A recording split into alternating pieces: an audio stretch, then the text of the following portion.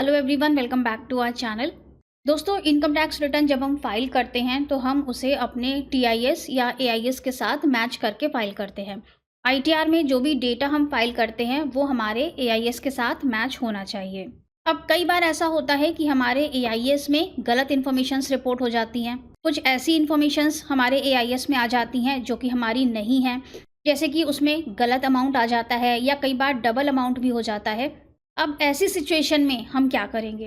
क्योंकि अगर हमने एआईएस से मिसमैच करते हुए अपनी आईटीआर को फाइल किया तो वो डिफेक्टिव हो जाएगी। इसलिए जब इस तरह की सिचुएशन होती है तो हम पहले एआईएस को चेंज करते हैं, उसके बाद ही अपनी आईटीआर को फाइल करते हैं।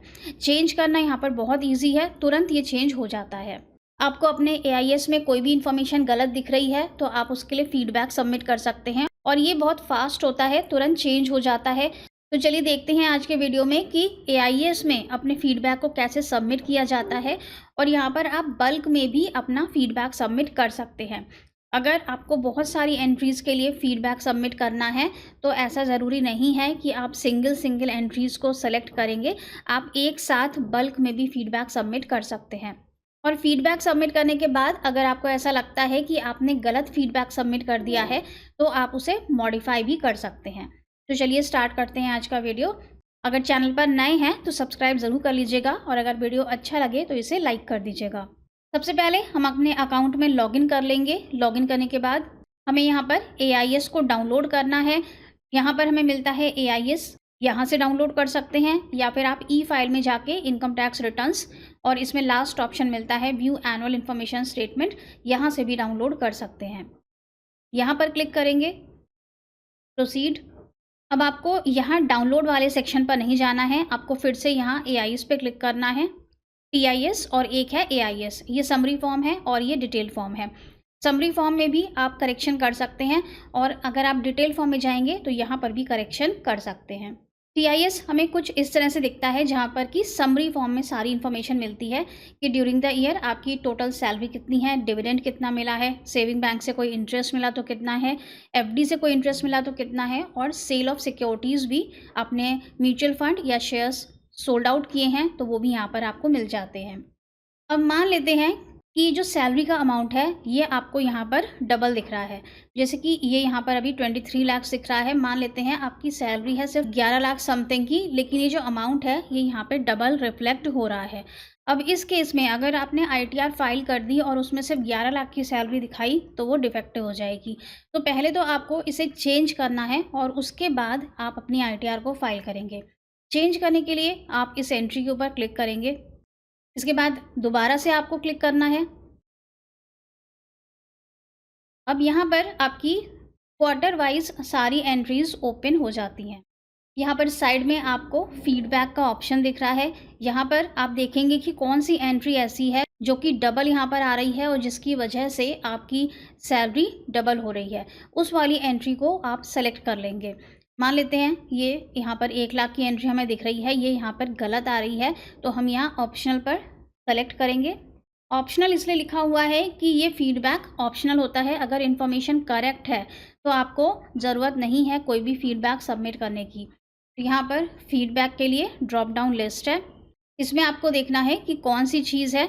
Information is not fully correct, information relates to other PAN, information is duplicate. हमारी सैलरी अगर डुप्लीकेट आ रही है, 2 बार आ रही है, तो हम यहाँ पे सेलेक्ट करेंगे और यहाँ पर सबमिट कर देंगे फीडबैक को। और अगर इन्फॉर्मेशन करेक्ट नहीं है, ये आपकी सैलरी है ही नहीं, ये किसी और की यहाँ पे रिफ्लेक्ट हो रही है, तो information is not fully correct पे सेलेक्ट करेंगे। यहाँ पर ऑटोमेटिकली डिटेल्स फिल होके आई हैं। जिस भी एंट्री को आपने चूज़ किया था कि उसका अमाउंट पेड है इतना, उस पर टीडीएस 1 लाख का डिडक्ट हुआ है और इस एंट्री के लिए आप फीडबैक सबमिट कर सकते हैं कि ये इन्फॉर्मेशन करेक्ट नहीं है। इसी तरह से हैं शेयर्स की एंट्रीज़। अगर शेयर्स की एंट्रीज़ में आपको कोई भी म्यूचुअल फंड दिख रहा है या शेयर से कोई एंट्रीज रिलेटेड कोई एंट्री दिख रही है जो कि आपकी नहीं है, आप फिर से यहाँ पे दोबारा क्लिक करेंगे तो ये डेट वाइज यहाँ पे शेयर्स की एंट्रीज आ जाती हैं। इसमें कोई भी ऐसी एंट्री आपको दिख रही है जिसका कि आपने ट्रांजैक्शन नहीं किया है, आप उस एंट्री को सेलेक्ट करेंगे। यहाँ पे फीडबैक का ऑप्शन है, यहाँ पर आप उस एंट्री के लिए फीडबैक सबमिट कर सकते हैं।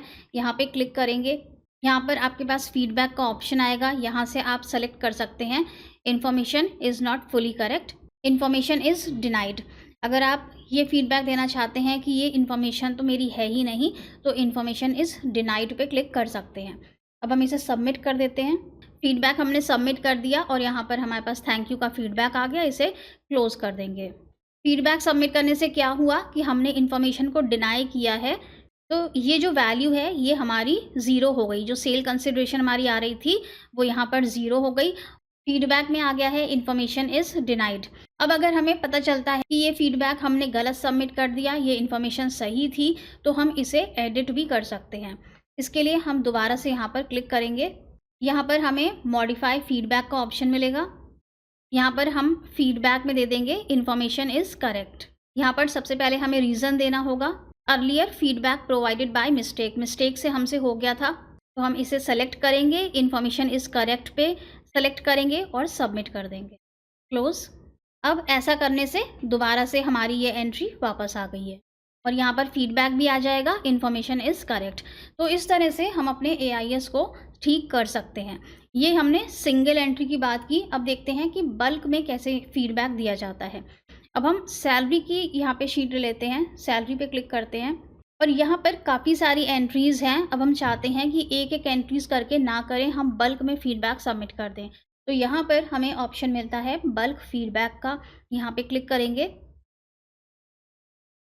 तो यहाँ जितनी भी सैलरी की एंट्रीज़ हैं वो सारी आ गई हैं और आप यहाँ बॉक्स में टिक लगा के सेलेक्ट कर सकते हैं कि कौन कौन सी एंट्रीज़ के लिए आपको फ़ीडबैक सबमिट करना है।